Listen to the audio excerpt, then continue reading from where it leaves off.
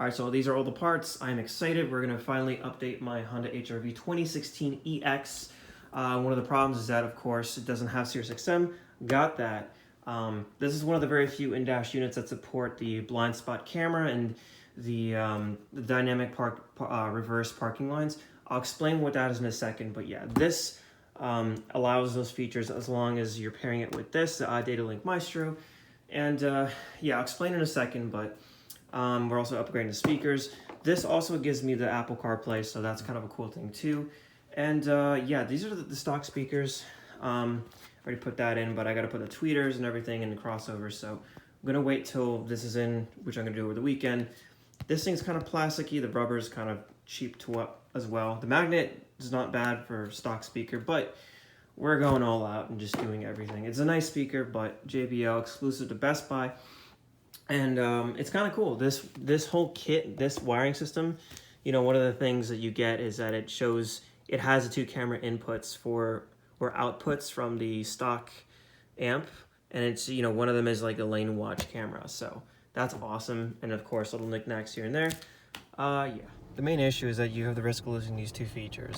One of it is the blind spot camera right under there. They call the active lane watch. Let's see, focus that. And then when you hit the go reverse, you've got these dynamic parking lines, which so as you turn the wheel, it goes a little to the left, a little to the right. So so that screen I was able to modify. There's a bit of a hack. I'll put the link in the description. Other people kind of did a better job at explaining it.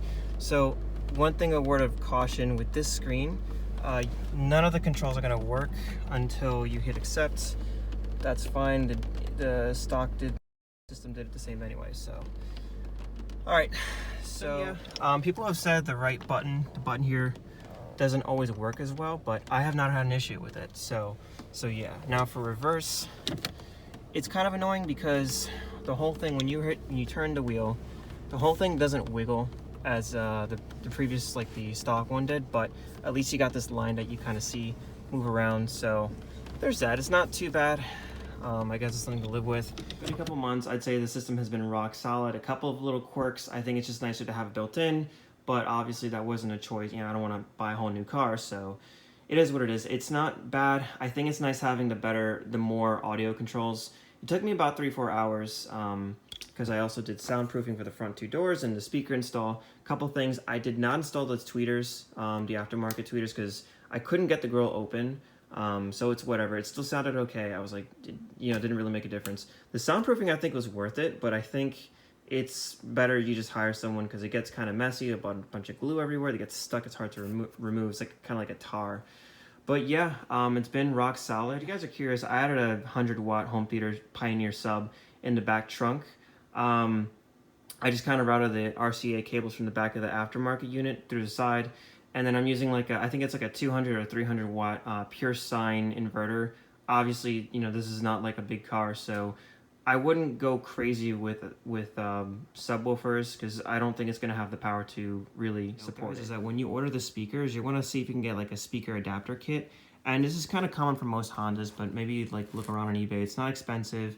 And when installing it, a couple things to note is that you want to add the cushiony, there's the speakers that I bought came with like a little cushion O-ring here that kind of fed around here. You put that on the metal of the car before putting this speaker kit, the brackets. And also I added like a bit of a foam as well on the outside of the speaker. So, because when I initially installed it, I had an issue with speaker rattling.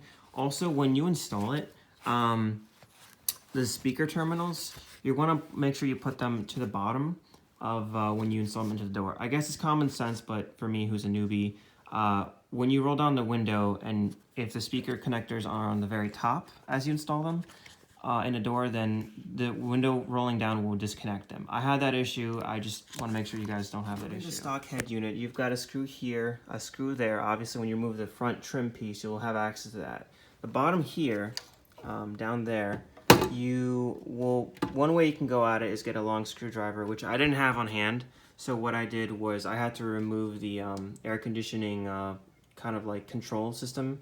And, you know, before you can remove that, you got to remove the plastic part on the left and right of that. And and then that can come out loose, and then you can get a screwdriver in there. I know it's a hassle, but if you're like me who doesn't want to like get a long screwdriver, that's an option. Step 1, connect the iDataLink Maestro via USB to the computer.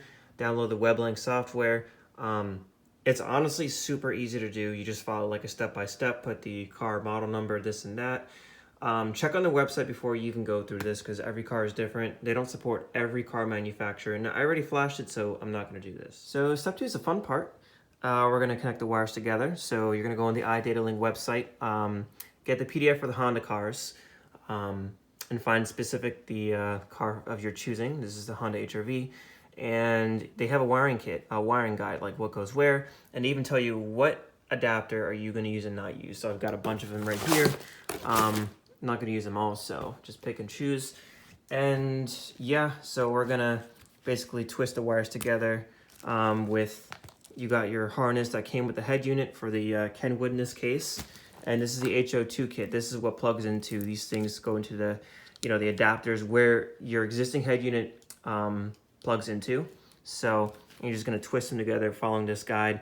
I'll try and fill out anything that's like missing there, but yeah, I'm gonna solder it. You don't technically need to solder it, but I just prefer a nice, I don't want it to come loose down the road.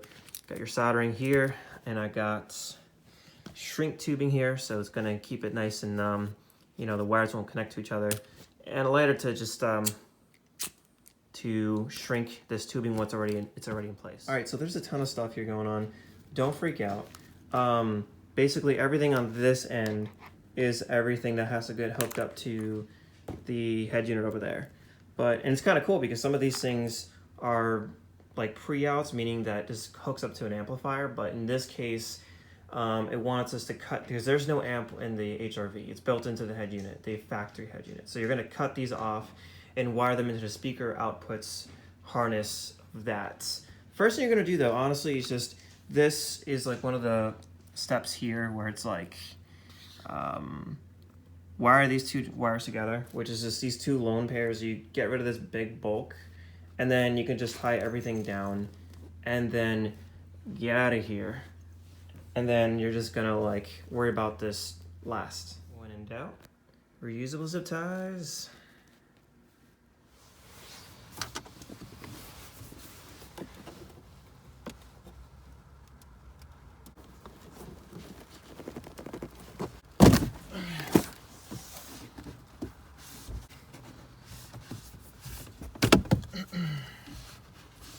So you will need longer screws.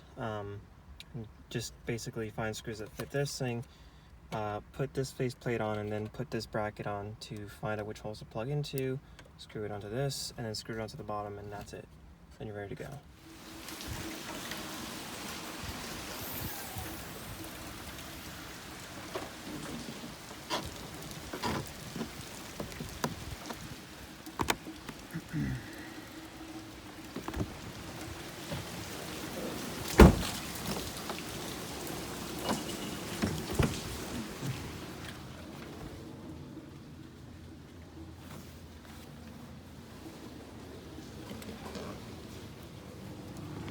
First thing we're going to do is go to settings, go to camera.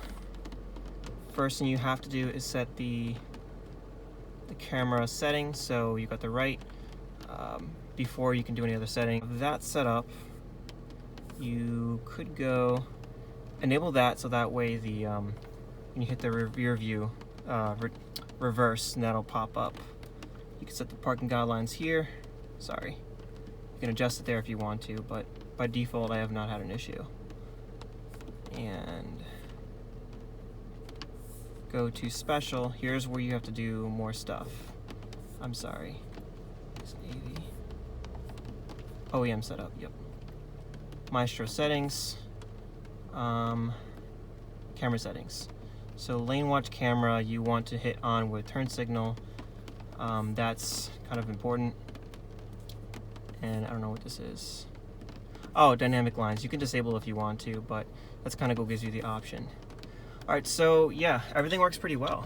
Hit the right turn signal and it pops up. You could also hit the button to override it. There is also settings, so you could set, you know, how long you want it to still stay on. There's a lot of customization in terms of the audio, so that's set for, you know, like the crossover, what kind of speaker it is, and crossover settings, so that's really cool. A couple things with this device is you could do some vehicle information. Obviously it's not super great, you can't see the tire pressure, but yeah, you can see the battery information, the what if you're in reverse or not, so that's kind of useless, but I guess it is what it is. You could also see climate information, although climate, I don't think it's really useful. Where is it?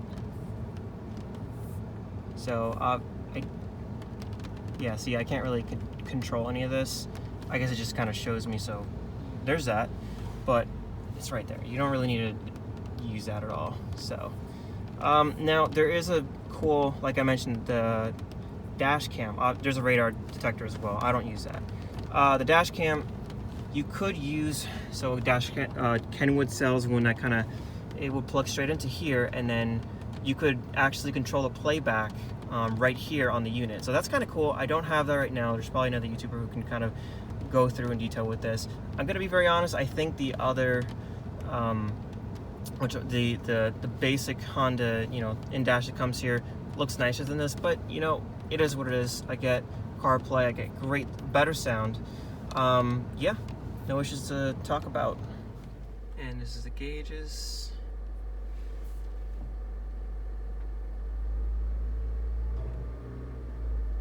Works a little bit, but again, we're really not going to use it.